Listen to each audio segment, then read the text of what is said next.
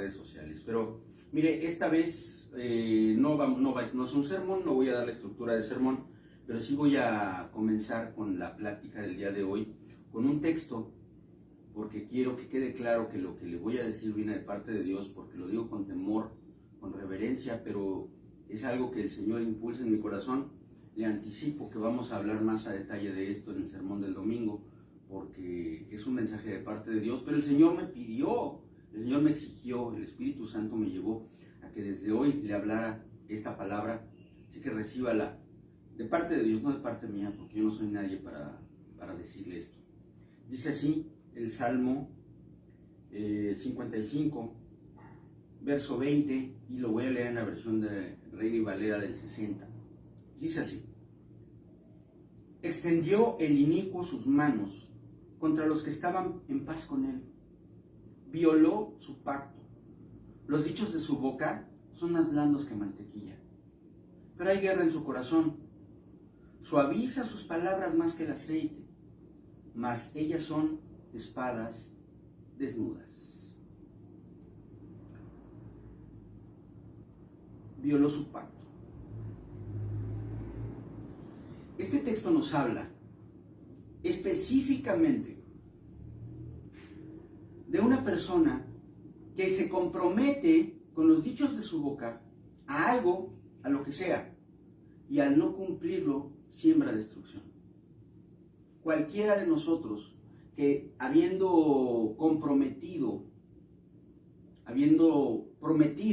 habiendo dicho algo, no lo cumple. Mire, déjeme hablarle un poquito acerca del concepto de pacto dentro de la Biblia y lo que significa en nuestra sociedad.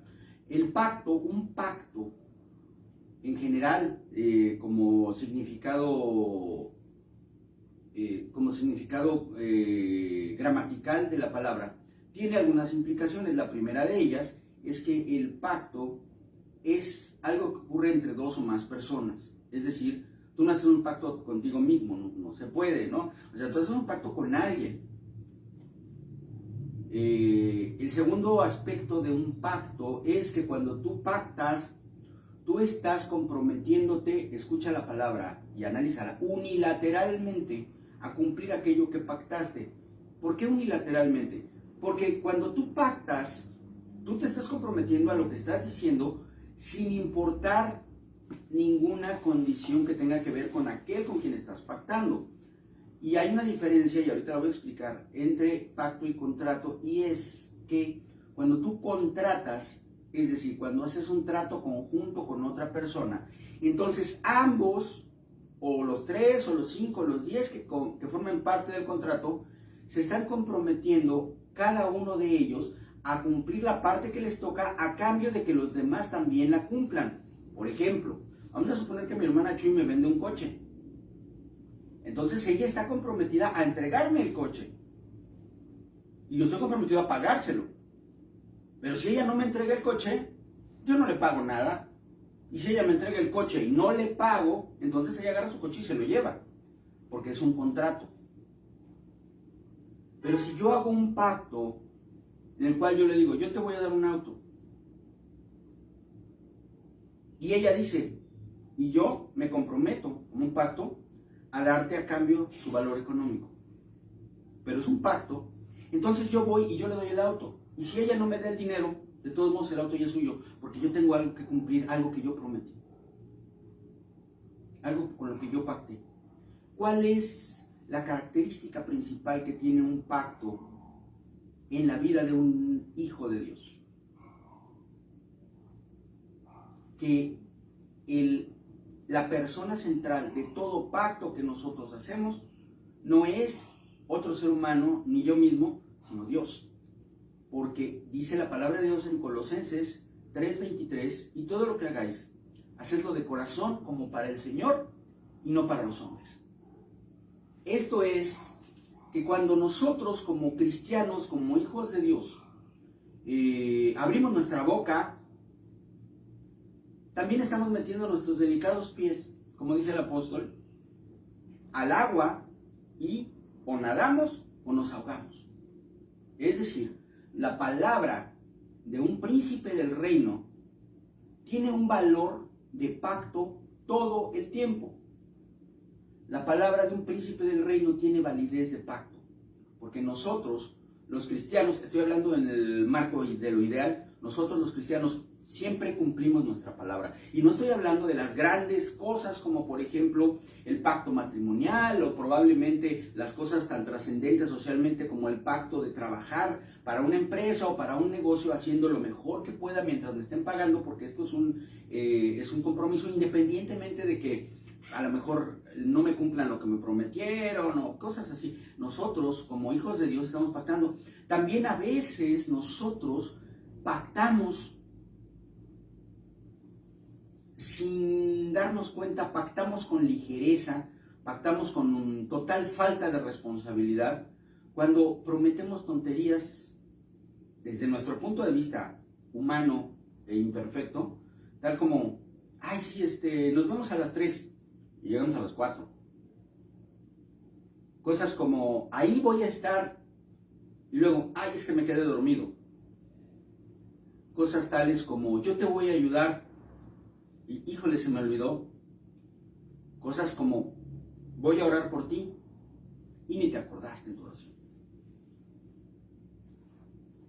Todo esto, amados hermanos, es, y se lo voy a decir con toda claridad, con temor y temblor delante de Dios, esta falta de integridad, esta falta de honestidad, este doble ánimo con el cual nosotros caminamos por la vida diciendo que somos príncipes del reino de los cielos, es lo que hace que nuestra palabra de evangelismo, las buenas nuevas de Jesucristo que anunciamos, no sean escuchadas tanto como nosotros quisiéramos. Y por eso a veces nos preguntamos, es que yo le digo, es que yo le hablo de Dios, es que yo le he compartido muchas veces, pero no me escucha. Mire, no siempre ni necesariamente, porque la palabra de Dios dice que hay mala tierra. Es decir, a veces nosotros sembramos la semilla en el corazón de una persona y no se convierte, y no se convierte, y no se convierte. Pero de repente pasa que viene alguien más y le habla de Dios y ¡pum!, cae a los pies de Cristo. Luego. ¿Y sabe por qué es? Porque muchas veces nuestro testimonio, lo que puede decir la gente de nosotros, es de tal manera que nuestra palabra no tiene ya valor para aquel a quien le estamos diciendo, confía en Dios y Él hará. Porque no ha visto de nosotros esa integridad. Y también ocurre en muchas ocasiones que a nosotros nos quejamos de las condiciones en nuestro trabajo, en nuestra familia o en nuestra iglesia. Decimos, es que esto no me gusta, es que esto no funciona, es que esto no me late. Y se nos olvida que cuando nosotros llegamos a los pies de Cristo dijimos, yo estoy aquí para servirte, Señor, y para hacer con todas mis fuerzas, con todo mi corazón, con toda mi mente, con todos mis recursos, lo que sea, para que la iglesia sea bendecida. Y se nos olvida por completo el pacto que hicimos con Dios y nos sentamos en nuestro sitio de confort a decir, ay, no me gusta, ay, qué feo esto la alabanza hoy.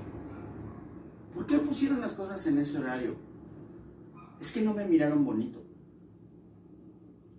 Y lo que estamos haciendo, amados, es romper nuestro pacto con Dios. Y la palabra es tremenda. Porque dice, adelante, fíjese bien, ahí mismo, Salmo 55, voy a leer los versos 22 y 23. Echa sobre Jehová tu carga y Él te sustentará, no dejará para siempre caído al justo. Mas tú, oh Dios, harás descender a aquellos, es decir, de los que habíamos leído, al pozo de perdición. Los hombres sanguinarios y engañadores no llegarán a la mitad de sus días. Sanguinarios y engañadores. Yo quiero que usted vea de qué forma se equiparan dos pecados que para nuestra mentalidad son algo que está fuera de toda proporción. Dices, no, es que una persona sanguinaria, un asesino, un violador, un secuestrador, un tipo malvado, esa es otra cosa. Yo digo las cosas y no las cumplo, pero pues eso es lo de menos, ¿no? Yo soy una buena persona. La palabra de Dios los equipara. Es un pecado semejante. Sanguinarios y engañadores. Del mismo tamaño, delante de Dios. Porque la palabra que no se cumple destruye vidas. La palabra que no se cumple rompe líneas de bendición que van caminando y se acaban. Yo no voy a hablar de ninguna situación en particular. Cada quien conoce su vida, cada quien conoce su corazón y naturalmente Dios conoce nuestro corazón y Dios sabe cuando nosotros hicimos todo lo posible por cumplir nuestra palabra. Nosotros hicimos nuestro mejor esfuerzo y no pudimos. Porque eso puede pasar. Puede pasar que nosotros no cumplamos lo que dijimos porque no pudimos, porque no nos alcanzó el recurso, el tiempo, las fuerzas, surgió una situación imprevista. Pero Dios conoce nuestro corazón. Dios sabe cuando nosotros decimos, híjole, de verdad hice todo lo posible, pero no pude llegar. De verdad yo quería, pero se me acabó el dinero y ya no pude cumplir lo que prometí. No hay problema, no estamos hablando de esas situaciones que a todos nos pueden pasar. Esas situaciones que todos podemos vivir. Me refiero a aquellos que acabamos por acostumbrarnos a este horrendo pecado y abrimos la boca con ligereza y prometemos y no cumplimos y decimos y no hacemos. Y es más importante sentirnos bien, es más importante estar cómodos, es más importante tener buen ánimo, porque nada más nos sentimos tristes o deprimidos o acongojados y decimos, hey, yo ya no voy a, no importa que haya yo prometido algo, no lo voy a cumplir.